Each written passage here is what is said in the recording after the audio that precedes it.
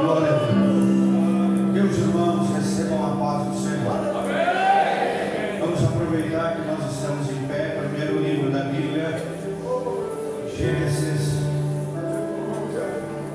capítulo 50, versículo 24. Gênesis, capítulo 50, versículo 24. Enquanto você vai localizando o texto, eu quero ser grato a Deus pela sua misericórdia e pela sua graça, que se renova todas as manhãs, e é esse o motivo de nós estarmos aqui nesta noite. Ser fiel a Deus pela oportunidade de conhecer o pastor Eloy, pastor presidente dessa casa. Deus em Cristo continue com as mãos estendidas sobre o seu ministério, abençoando com a sua família. A minha saudação ao pastor Rodrigo, prazer em conhecê-lo, da mesma maneira que o Senhor Deus continue confirmando o seu ministério e abençoando a sua casa, na sua pessoa. Me permita saudar a todos os pastores, obreiros que aqui estão. Deus os abençoe em Cristo Jesus. Minha saudação ao pastor Caleb, foi um prazer conhecê-lo, juntamente com a sua muito digna esposa, nossa irmã Leite Mara. Que Deus continue confirmando o ministério de vocês, dando sustentação, alicerce, raízes profundas para suportar todos os ventos que sopram sobre a vida daqueles que estão na frente do trabalho. Deus abençoe, foi um prazer. Muito obrigado pelo carinho, pela atenção. Deus abençoe na sua pessoa, na sua esposa.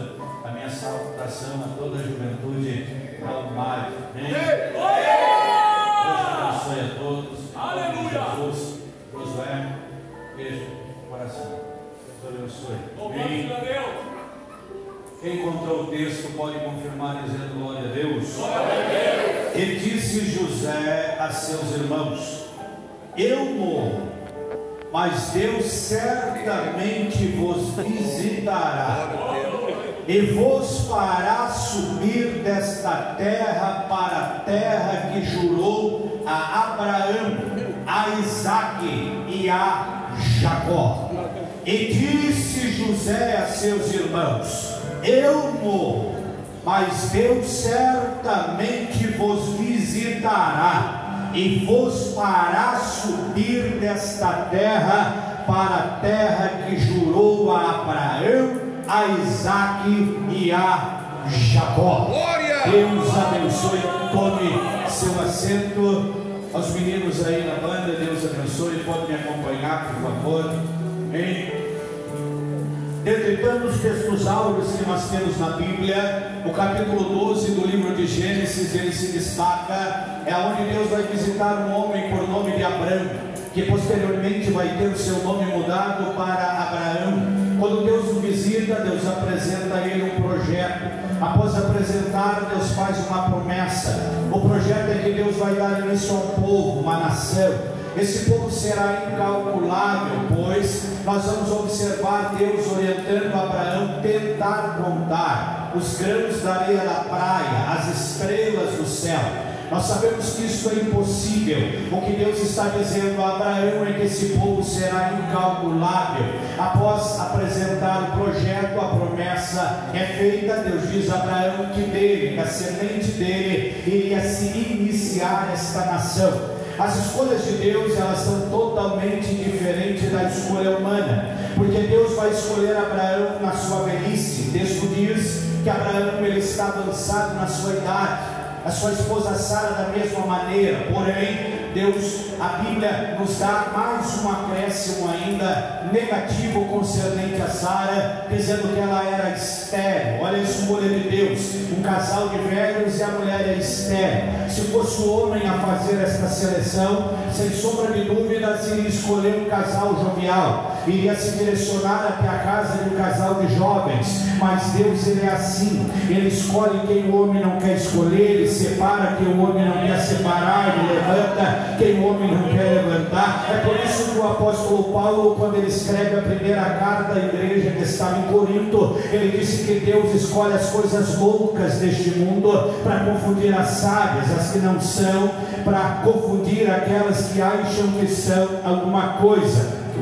Então, na verdade, a escolha de Deus não surpreende, porque a gente entende que Deus gosta de escolher os improváveis. A prova disso sou eu com esse microfone na mão. Tinha gente muito melhor do que eu, mais qualificada do que eu, para estar falando aqui para vocês nesta noite, mas Deus foi lá e escolheu a mim. Tinha gente muito melhor para estar cantando, para estar tocando, mas Deus escolheu quem cantou e quem tocou. Tinha gente muito melhor para estar sentado me ouvindo falando, mas Deus, por graça, colocou você aí sentado me ouvindo nesta noite. Então, a escolha de Deus não surpreende. Deus gosta de escolher os improváveis. O que vai surpreender no texto é o texto dizendo que Abraão é velho, Sara velha, estéril, e mesmo assim eles vão ser pais.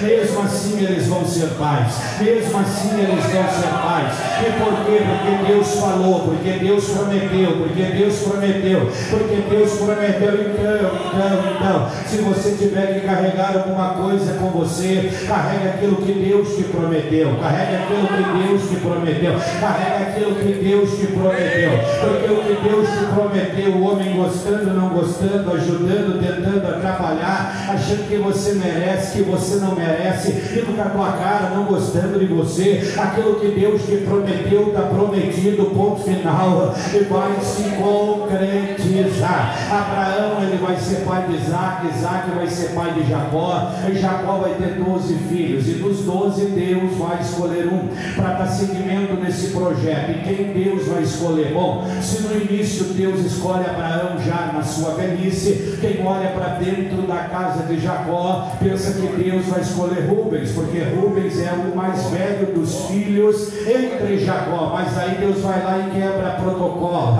Deus vai lá e quebra protocolo e vai escolher o caçula. Agora ele vai escolher o menor, ele escolhe a José. Quando nós falamos sobre José, nós associamos a ele o sonho, falamos do sonho, cantamos o sonho, profetizamos o sonho, mas o sonho foi uma maneira que Deus se utilizou para falar com José, porque Deus tem inúmeras maneiras de falar, de se relacionar, de se manifestar. Cabe a mim, cabe a você estar atento quando Deus está falando. Se engana quem está sentado nesse banco nesta noite me ouvindo falar e diz: eu quero que Deus fale comigo, eu quero que Deus use o pregador para falar comigo, eu preciso te dar uma notícia. Deus já está falando desde a primeira oração que foi feita, o primeiro louvor da harpa que foi entoado. Deus já está falando. A questão é que você precisa estar conectado para entender quando Deus está falando. Com José, ele vai falar através de sonho, mas na verdade ele vai fazer uma promessa. Ele vai dizer ao menino que o menino vai ser líder, que ele vai liderar, que ele vai governar. Pela manhã, quando a família está sentada para o café, José, ele se apresenta com as boas novas: Deus me visitou esta madrugada, Deus falou comigo. O que Deus falou para você, José? Ele me disse que eu vou ser líder, ele me disse que eu vou liderar. Quando José, ele fala isso perante a sua família, o texto diz que os seus irmãos não entenderam, e por não entender não gostaram. Porém o pai Jacó, ele guardava todas aquelas palavras no seu coração. Porque que Jacó, tudo que ele ouviu do filho, ele guardou para ele? Porque ele era o pai do menino? Não, porque ele era espiritual.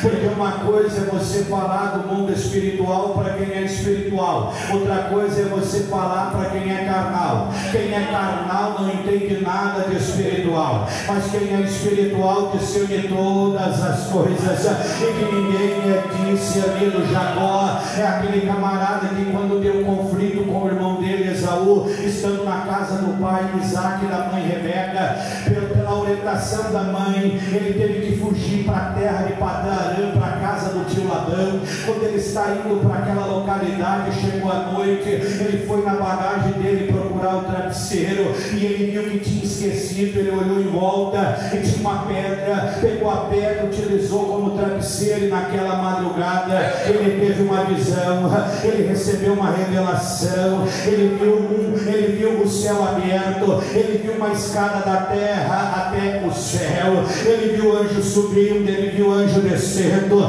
e ele disse: que lugar terrível é esse? É a casa de Deus, Deus está neste lugar. Isso é tão interessante, porque tem gente que deita numa cama muito confortável, da Castor, da Ortobon, aquela que você aperta o controle, ela faz massagem em você. Tem gente que reclina a cabeça em travesseiro de pena de ganso, deita, dorme, não vê nada acontecer. Mas quem é espiritual não precisa, nunca precisou de luxo. Foi um chão duro, foi uma pedra dura, que foi suficiente para ver o céu aberto, para ter uma visão, para ter uma revelação.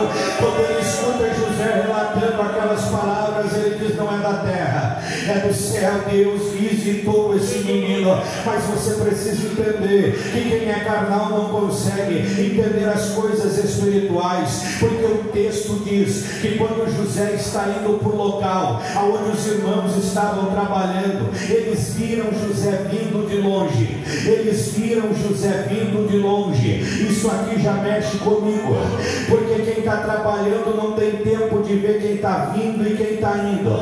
Quem está trabalhando não tem tempo de cuidar da vida dos outros. Mas o texto diz que eles viram José vindo de longe e disseram: olha, quem está vindo aí é o sonhador. Vamos pegar ele agora, jogar dentro de uma destas covas e veremos o que será dos seus sonhos. Eles não entenderam ainda. O que José tem não é sonho, é uma promessa. O que José tem não é sonho, é uma promessa. E jogaram José na cisterna, estão sentados em cima, estão conversando para ver o que vão fazer com o menino. O texto diz que aparece uma caravana de ismaelitas. Alguém teve a ideia: vamos vender para essa caravana. Assim o fizeram. A caravana está se direcionando, descendo para a terra do Egito. Quando eles chegam na terra do Egito, eles procuram o mercado público e na feira eles vão ofertar José como escravo. Esse José, ele chega na terra do Egito como escravo, mas ele termina os seus dias como governador. Esse José chega na terra do Egito como escravo, mas ele termina os seus dias como governador.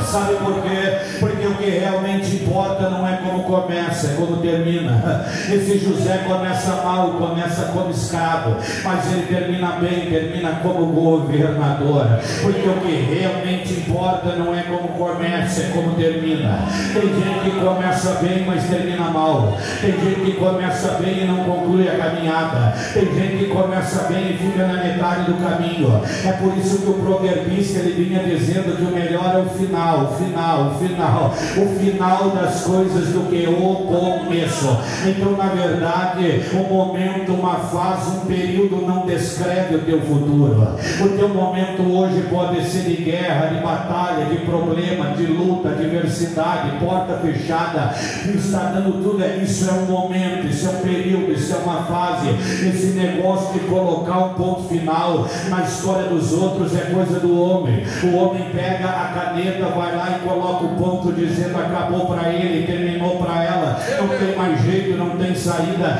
Deixa eu te lembrar, o teu Deus também tem caneta, o teu Deus também tem caneta. Ele passa uma vírgula embaixo do ponto e diz: vou abrir a porta, vou fazer um milagre, vou entrar com recurso, vou curar essa doença.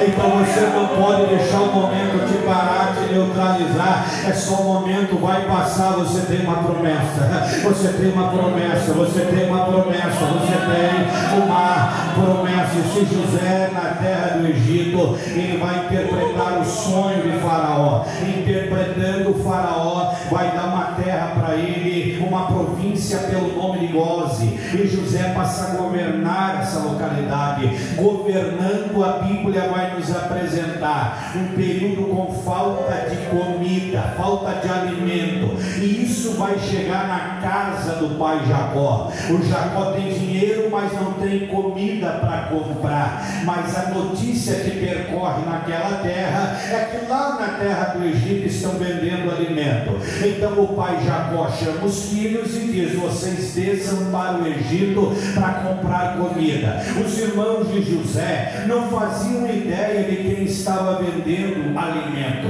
Quando eles chegam na terra do Egito, eles têm um reencontro com José, e nesse reencontro eu acho fantástico, porque José, olhando para os irmãos, ele vai dizer: vocês podem ficar tranquilos, porque o mal que vocês intentaram contra mim se converteu em bem.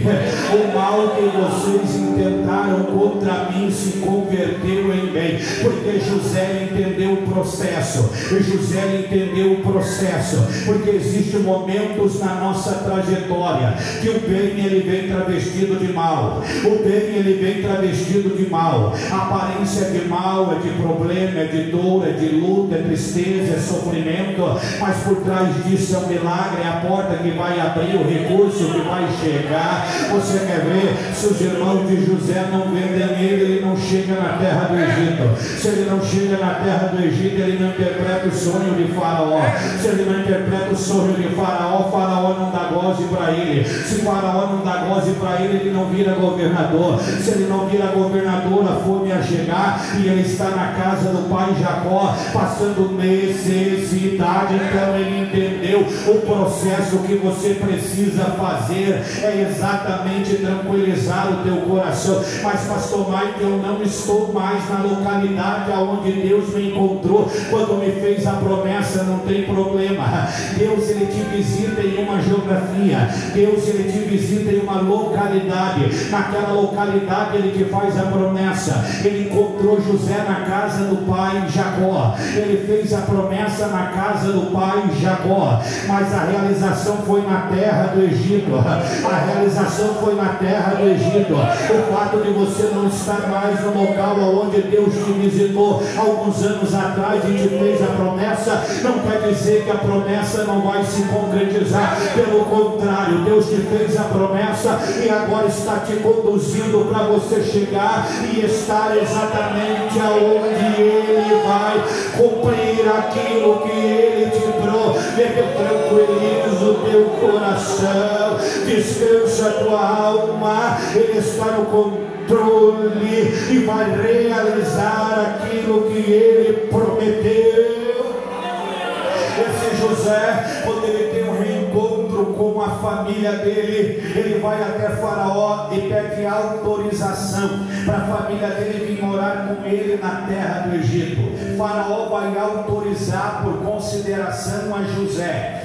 E agora nós vamos ver 70 hebreus. 70 hebreus são uma família de José, e eles vêm morar na terra do Egito. E esses hebreus, eles têm uma promessa. Qual é a promessa feita a Abraão? Crescer, multiplicar, proliferar. Esses hebreus entram para a terra do Egito e eles são um povo livre. Eles são livres para plantar, eles são livres para colher, eles são livres para construir as suas casas, eles são livres para adorar o Deus que eles servem. Eles entram, eles saem. 70 hebreus na terra do Egito com uma promessa: crescer. E de fato isso começa a acontecer. Esse povo começa a multiplicar.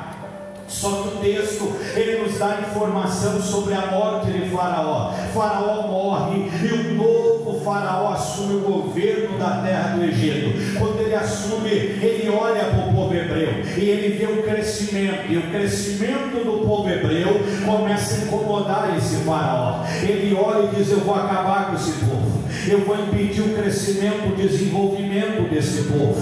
O que esse Faraó vai fazer? Ele tem um exército, ele chama os soldados e a ordem é: nós vamos escravizar o povo hebreu. Faraó vai colocar o povo hebreu trabalhar. uma carga horária de 14 a 16 horas de trabalho, desde criança até ancião, todos vão ser escravos. Esse povo vai ser dividido em grupos. Há um grupo que vai até o rio Nilo e vai tirar o barro, a argila do fundo do rio. Há um outro grupo que está colhendo capim, pasto, vai pegar o pasto, vai pegar o barro, vai mesclar e vai se converter em blocos, tijolos, e aqui vai começar as construções da terra do Egito. Então observem que o povo que era livre da noite para o dia passa a ser escravo. O povo que andava de cabeça erguida agora está andando cabisbaixo.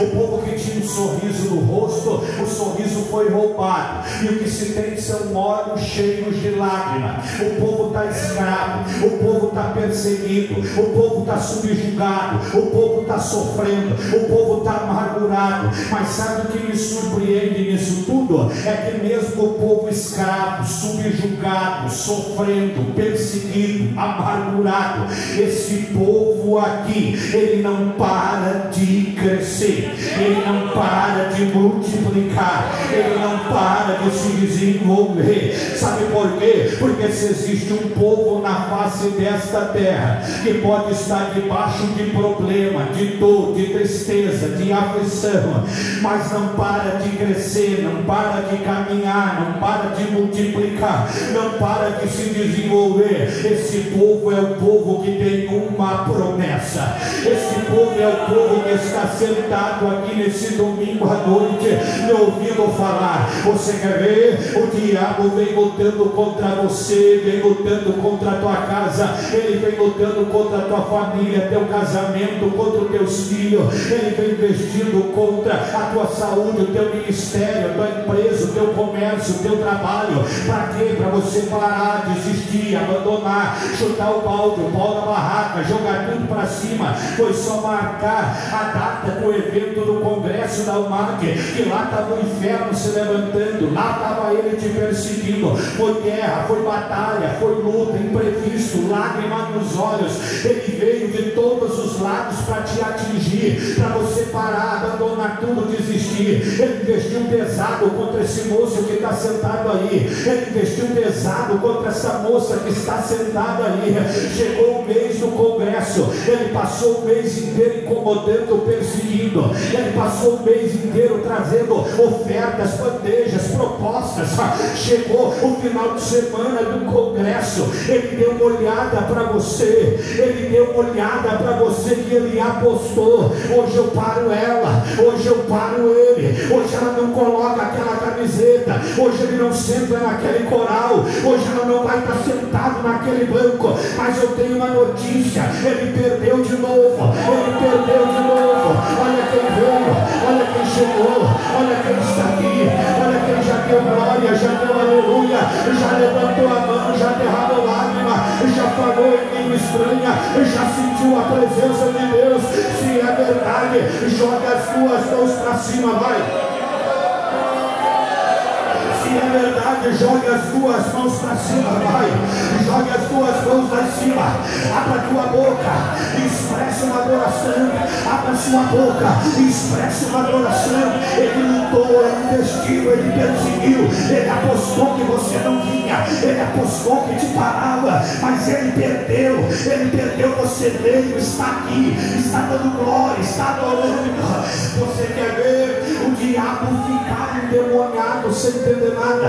Você quer ver o diabo ficar endemoniado sem entender nada? É quando você chega num culto como esse, aí você levanta a mão e dá glória, você levanta a mão e dá aleluia, aí você canta com cantora, aí você começa a adorar. O diabo dá uma olhada e fica sem entender, ele fica se perguntando como pode. Eu estou investindo contra ela, eu estou perseguindo ele, eu estou perturbando ela, eu estou me levantando contra ele. Tem gente que está aqui, que se virar de cabeça para baixo, não cai uma moeda de R$1. Tem gente que está aqui, que está lutando contra uma doença, um laudo médico. Tem gente que está aqui nesta noite, que está em guerra, em batalha, em luta. Tem crente que está está aqui, que só você é crente, toda a família desviou, mas daí chega aqui e dá glória, dá aleluia, levanta a mão, bate palma, glorifica. Aí o diabo fica olhando sem entender, aí ele fica perguntando: que mistério é esse? Como é que consegue? Sabe o que é? É que o crente que tem uma promessa, ele é que nem maçã de pão, ele é que nem maçã de pão. Você já percebeu? Quanto mais você bate, quanto mais dá pancada, quanto mais você dá burro na massa do pão, mais ele cresce, mais ele cresce, mais ele cresce. Quem tem mão para receber essa profecia, levanta. Quem tem mão para receber essa profecia, levanta. Quanto mais ele se levantar contra você, quanto mais ele investir contra a tua casa, quanto mais ele se levantar contra a tua família, quanto mais ele investir contra você, mais você cresce, mais você cresce, mais você cresce.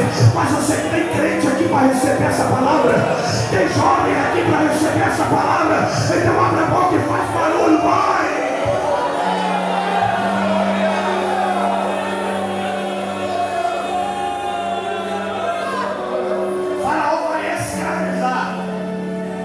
Ele pensa que escravizando o povo não vai crescer, o povo está escravo, está crescendo.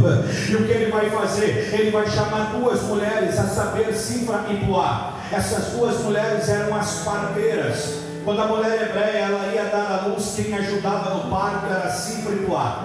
Faraó chama as duas e a ordem é: a partir de hoje vocês vão observar. Quando a mulher hebreia ela for dar à luz, se for uma menina não tem problema, mas se for um menino vocês vão matar ele. A menina pode sobreviver, mas o menino é para morrer. Eu fiquei analisando o texto e pensando: se Faraó tem sucesso aqui e todos esses meninos vão morrendo, vai chegar um período em que as moças elas vão estar na idade de se casar.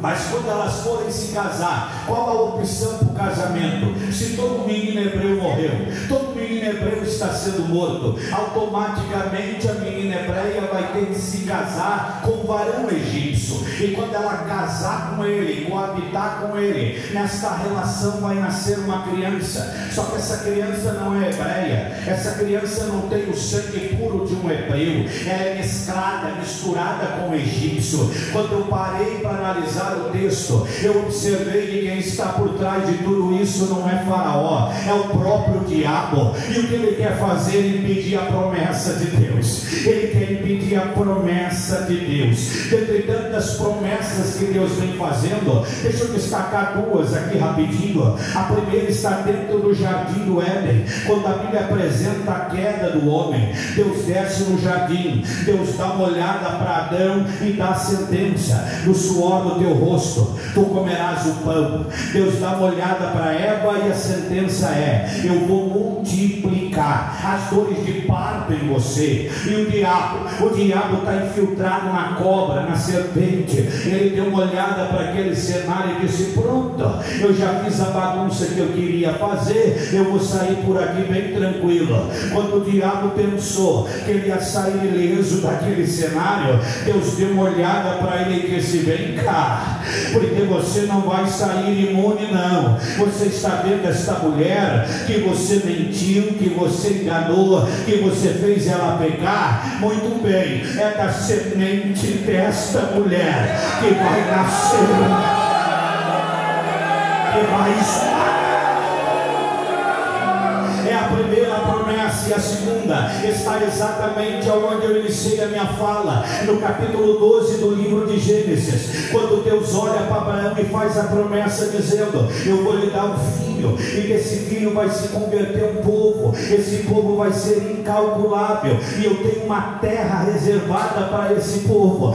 Mas aqui, se o diabo consegue matar todo menino hebreu, ele impede a promessa de Deus de se cumprir. Só que tem um detalhe: enquanto o diabo pensa que está no controle da situação, Deus já estava em pé no trono, com o contrato na mão, com a caneta na outra.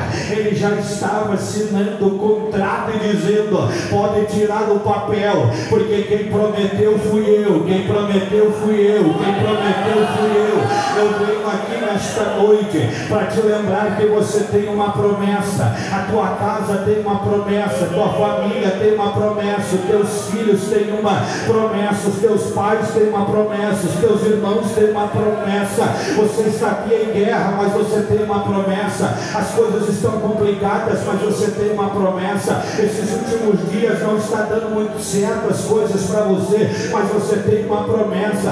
As portas se fecharam, mas você tem uma promessa. Recebeu um diagnóstico médico, mas você tem uma promessa. O WhatsApp veio, você recebeu a mensagem, te desestabilizou, mas você tem uma promessa. Você tem uma promessa. E quem te prometeu não foi o prefeito desta cidade, quem te prometeu não foi o governador do estado do Rio Grande do Sul, não. Quem te prometeu não foi o presidente da república.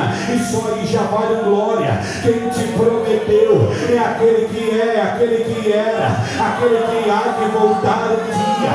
É o Alfa, é o Ômega, é o primeiro, é o último, é a raiz de Jessé, a estrela da manhã. Quem te prometeu é aquele que a Bíblia vai dizer que ele aponta o dedo indicador para as estrelas e ele chama uma por uma pelo nome. Enquanto você não consegue nem contar as estrelas que tem no céu, o Deus que te fez a promessa, pode estar chovendo, nublado, ele aponta o dedo e chama uma por uma pelo nome. O Deus que te prometeu, o profeta Isaías vai dizer que ele pega todos os oceanos, ele faz uma concha e ele coloca na palma da mão dele. O Deus que te fez a promessa, o profeta Isaías vai dizer que ele pega todos os montes e ele pesa numa balança de precisão. Deixa eu explicar isso aqui para ver se você dá glória. O monte mais alto da terra é o Monte Everest. Ele é desejado, cobiçado por todos os alpinistas. Eles querem chegar no cume mais alto da terra, cravar a bandeira e dizer: eu alcancei o lugar mais alto da terra. Mas o profeta Isaías disse que o Deus que olhou para você e te fez uma promessa, ele pega o Monte Everest pela mão e coloca numa balança de precisão. O Deus que te prometeu, a Bíblia vai dizer que ele está sentado num alto e sublime trono, mas enquanto ele está sentado lá no trono, os pés dele estão apoiados aqui na terra. Será que é grande o Deus que te fez a promessa? O profeta não disse que o caminho dele é no meio da tormenta. Enquanto tu pensa que está difícil e complicado, ele vem caminhando tranquilamente no meio da tormenta. O Deus que te prometeu é aquele que um dia ele chegou de frente para a tumba de Lázaro e ele disse: morte, tem um amigo meu que está aí, o nome dele é Lázaro, ele tem promessa e eu não cumpri todas ainda, mas por favor, manda Lázaro voltar. A morte deu uma olhada para o Deus que te prometeu e disse: Senhor, já faz 4 dias, a medicina diz que acabou, o homem diz que não tem mais jeito. O Deus que te prometeu olhou para a morte e disse: está aqui. Quem é maior que a medicina, maior que a psicologia, maior que a psiquiatria?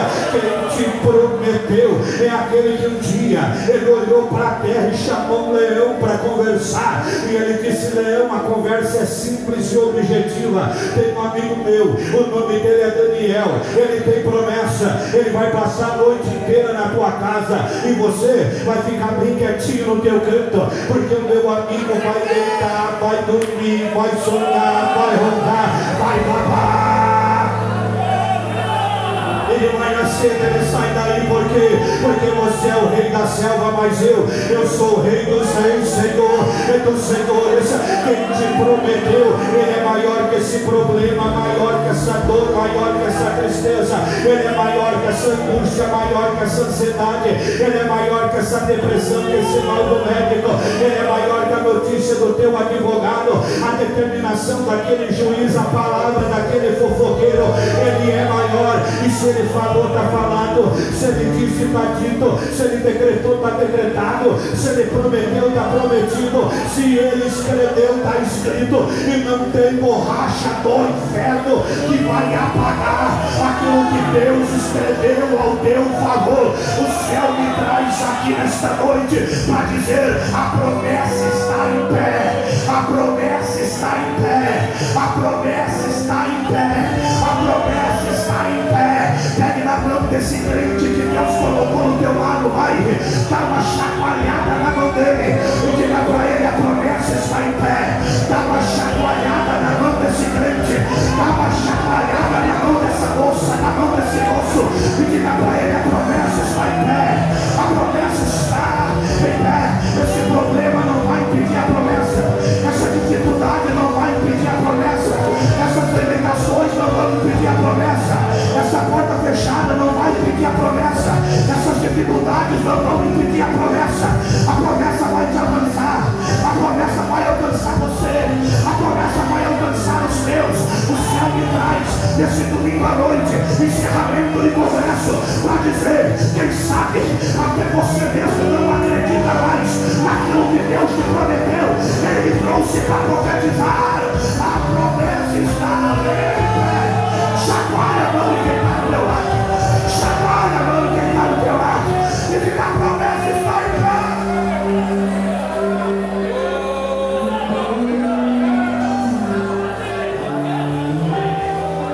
Alguns anos atrás eu conheci uma senhora que tinha promessa.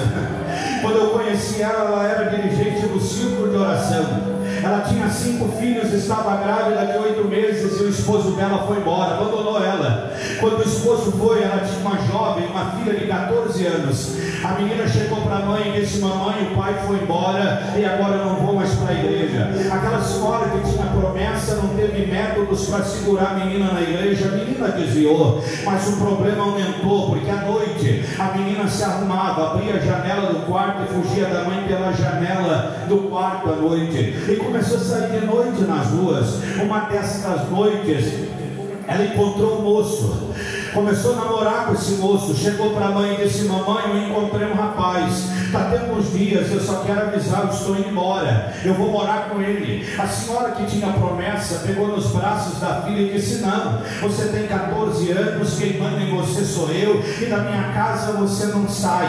A menina não deu ouvido, esperou uma oportunidade, pegou as coisas, colocou numa bolsa e foi embora, fugiu de casa. A senhora que tinha promessa foi procurar a filha. Quando encontrou, a menina estava morando na casa de um traficante. Aquele moço que ela havia se relacionado era um vendedor de drogas, andava com uma arma na cintura e dizia que o Deus dele era a arma que ele tinha, mandava, desmandava, fazia e acontecia. Mas sabe o que me surpreende nisso tudo? O testemunho da senhora que tinha uma promessa, porque todas as vezes que eu olhei para ela, eu nunca vi um semblante de dor, não, pelo contrário, ela sempre tinha um sorriso de orelha a orelha. Todas as vezes que eu falei com ela, eu nunca vi ela murmurar, reclamar e dizer: eu vou desistir de tudo, não. Ela sempre dizia: eu sei que o meu Redentor.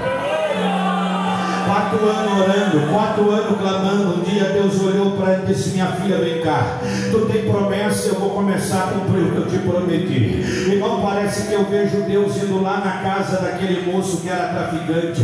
Deus pega ele e começa a quebrar, amassar, e de traficante ele passa a ser um usuário da droga que ele vendia. Ele tinha um dinheiro guardado, gastou todo o dinheiro que tinha. Chegou o dia que não tinha mais dinheiro, não tinha mais a droga, o crack para ele usar. vai nem para ele vender. E o que ele vai fazer? Eu vi com os meus olhos. Ele vai vender TV, DVD, aparelho de som, geladeira, fogão, carro, moto. Ele pega tudo que tem e troca pela droga. A menina de 14 está com 18. Ela pega o filho no colo, dá uma olhada para o esposo e diz: me explica, como eu vou morar dentro desta casa? Você vendeu tudo que tinha e nem comida você traz mais. Eu estou indo embora, eu vou voltar lá para a casa da minha mãe. Ela pega o filho, chega na casa da senhora que tinha uma promessa. Quando ela chega, a senhora vê que Deus estava começando a desenrolar a promessa da família. Só que tem um detalhe: agora tem um genro na história, e o genro é viciado na droga. O que essa senhora vai fazer? Agora ela vai orar mais pelo genro. A única coisa que sobrou para aquele moço era a casa que ele tinha. Ele foi lá e trocou a casa pela droga. Agora ele não tem mais onde morar. Ele passou a ser um andarilho de rua. O cabelo cresceu, a barba cresceu. Agora ele não toma mais banho. Ele dorme nas calçadas. Ele come na lata do lixo. Ele virou um mendigo de rua. Um dia ele levantou, foi no pai e na mãe pedir ajuda. A mãe olhou para ele e disse: olha, o meu desejo é que um carro passa por cima de você e termina com toda essa tristeza. Ele foi no pai, o pai olhou e disse: você é uma vergonha para minha cara, esqueça que eu sou teu pai. Aquele moço saiu dali, pegou uma corda na mão, entrou dentro de uma mata, colocou a corda num galho. Ele fez uma forca e disse: agora eu acabo com a tristeza da mãe e com a vergonha do pai. Quando ele está colocando o pescoço dele na forca, uma voz disse para ele: não faz isso com você. Tem uma senhora aí, ela tem promessa e ela está orando, ela está orando, ela está orando. Aquele moço largou a corda, largou o galho, foi na casa da sogra e bateu palma. A sogra abriu a porta, olhou para ele, barbudo, cabeludo, fedendo.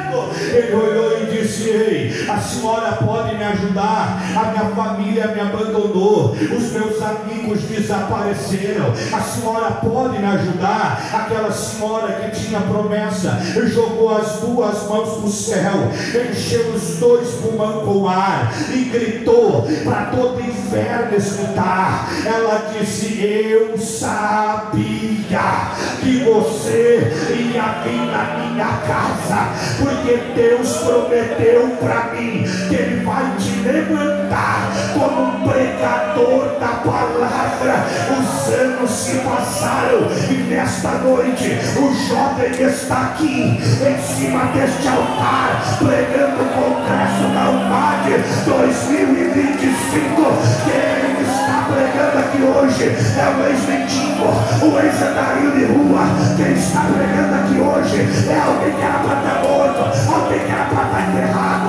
Quem está pregando aqui hoje é alguém que já comeu no lixo, já dormiu na rua. Quem está pregando aqui hoje é alguém que era para ser lembrado só no dia de finados. Sabe por que eu estou pregando aqui nesta noite? Porque a minha sogra tinha promessa e ela nunca desistiu. A minha sogra tinha promessa e ela nunca desistiu. A minha sogra tinha promessa e ela nunca desistiu.